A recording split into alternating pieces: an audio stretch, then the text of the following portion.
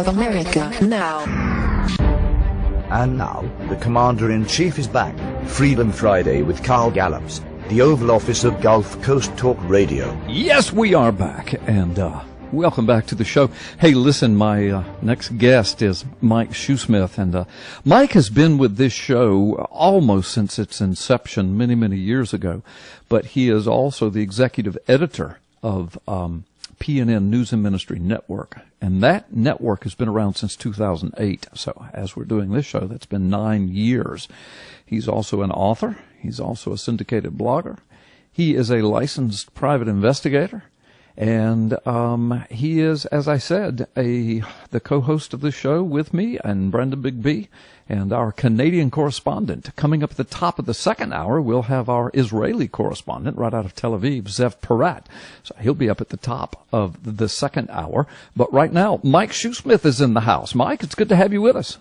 Well, I am here. Sorry I missed last Friday's show because sadly my mother-in-law passed away. Yeah, I know she did, and you were involved in that. My father-in-law passed away, and I preached his funeral. So all of that happened at basically the same time in your family and my family. So we've been really immersed in family ministry, which sometimes can be, it's very sweet, but it can also be some of the toughest too, especially as all the in-laws and outlaws gather, huh? Well, absolutely. And as far as mother-in-laws go, there's a lot of jokes out there about mother-in-laws. My mother-in-law was one of the good ones. She was an amazing woman, and I loved her dearly. She sort of stepped in as a mother figure in my life many years ago, and she will be greatly missed. But I was involved in every aspect of the funeral. In fact, I was there. I went to the funeral home to pick up her ashes because she was cremated. Now, feel free to have a different opinion on this, Carl. I personally have no problem with cremation for a believer because if we think about how many believers were burned alive in the first century, right? What about them? How many believers were eaten by lions? Yeah. How many believers have died at sea and been eaten by fish? I mean, this whole cremation thing, to me, it seems like we shouldn't have a problem with believers being cremated, in my opinion.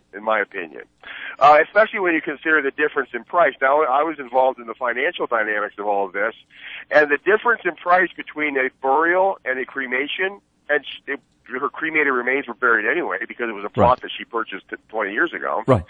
The difference in price was $10,000. Yeah, it's astronomical. Who's got $10,000 to throw around, right? Right. I mean, my mother-in-law was not a rich person, and neither am I, or neither is my family or extended family. So, I mean, $10,000 is the difference in price here. Anyway, I have a greater point here to make, and that while I was picking up the ashes, I had a very interesting conversation with the funeral director about the cremation process, Mm-hmm. And I was asking him some questions about how does all this work, and all this and that and this. Well, that it's all very computerized now, right? So they bring the deceased to the incinerator, and they punch in a bunch of numbers into the computer. They punch in the person's weight, and a whole bunch of their height, a whole bunch of different parameters, right? Mm-hmm. And I think fat index is one of them, BMI, body mass index, all of this stuff, right? And one of them is the person's gender, male or female. Mm-hmm. I said, wait a minute, hold the phone here.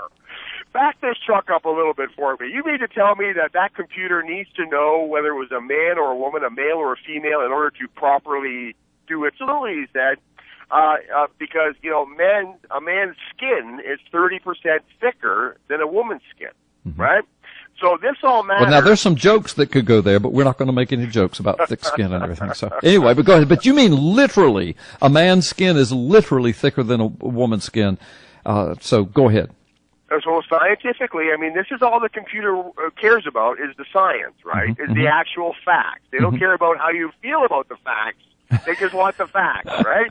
Yeah. So I mean, there's the computer. There's no safe space in the computer. That's right. If you're concerned about this stuff, the computer doesn't care that you're concerned about this. Doesn't matter if you're a snowflake or whatever. The computer just doesn't care. Right. It doesn't care. So just the facts, ma'am. Only the facts, right? Joe Friday, remember him? Right. Anyway, so I said, wait a minute, just back this up a little bit. You mean to tell me that if Bruce Jenner was to die in a tragic accident in my hometown, and he would have to, for whatever reason, be cremated in this room here, you would have to put in the computer that it is a male and not a female. He said, as far as this, now this is what this funeral director said to me. He said, as far as this computer is concerned, you can count the number of genders on 2 fingers. Male and female. And if a man decides at whatever point in his life that he wants to be considered a female, that all ends at the entrance to this incinerator room. That all ends. Yeah. So this is just a homophobic, politically incorrect computer, right? I mean, surely. So in other words, there is a difference between male and female. You and I have talked about this over and over. There's a genetic difference. There is a bone structure difference. And now you're telling me that even in cremation, the whole cremation process recognizes that there is a complete difference between the male and the female species regarding biological factors that make a difference in the act of creation. Cremation. Is that what you're telling us? There's as far as that whole process is concerned, you are cremated in the gender you were born with, as far as that computer is concerned, and because of the difference in thickness of skin, the difference in bone density, all of this is taken in. All of these parameters are entered into this computer so that. I don't want to get too detailed here. Maybe some people are going through this in their lives right now. Thank you. But all of this is taken into consideration. But at the end of the day, you are cremated with the gender you are born with because it's all determined by chromosomes. None of this can be changed at any point in your life. So in other words, you're saying that science, hard, just the facts, ma'am, science says the exact opposite of what our Supreme Court says, what our government says, what our politically correct institutions say, what our snowflakes say, what the left says. Real hard science says. So billions of cells in your body scream that you're either male or female. In 99% of the cases. I know there's some genetic defects and they're called defects and we know that. But in 99% of the cases, 99.5% of the cases, billions of cells in your body scream either male or female. Your bones, remember that? We did a whole show about the bone structure, Mike. It was the what was it? It was the National Museum for Natural History or something like that, and National Geographic and all these science magazines ran this big story about digging up bones that are thousands of years old, and they can tell immediately if it's a male or female by the bone structure. By the bone structure. You strip away all of the outer stuff that's attached to the bones, and what we see is so essentially what they were saying is if they dig up Bruce Jenner in 1,000 years, they're going to say this was a dude. Right, exactly. And it doesn't matter if you put lipstick and grow your hair out and wear a dress and have surgery and have enhancements. None of that matters because you are either male or female. And like the guy said at the funeral home, that's the cremation expert. Our computer, in doing this, recognizes 2 genders, male or female. That's it. Right, and this is the second cremation that I've been involved with in my family. My sister-in-law died 10 years ago of cancer, and she opted for cremation. Now, she opted for cremation. We don't obviously make these. Whatever their last wishes are, that's what we do, right?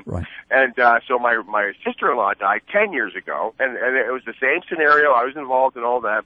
And I went to the funeral home, and they said, okay, we're going to cremate your sister-in-law. What do you want to happen with the remains? And I said, well, what are my options? And they said they ran down there, well, we could bury them in the plot in the ground, or we could put them in a mausoleum, which is quite common, or we could take the ashes and turn the ashes into a diamond. And I said, wait a minute. You got to be kidding me. You could take her ashes and turn them into a diamond?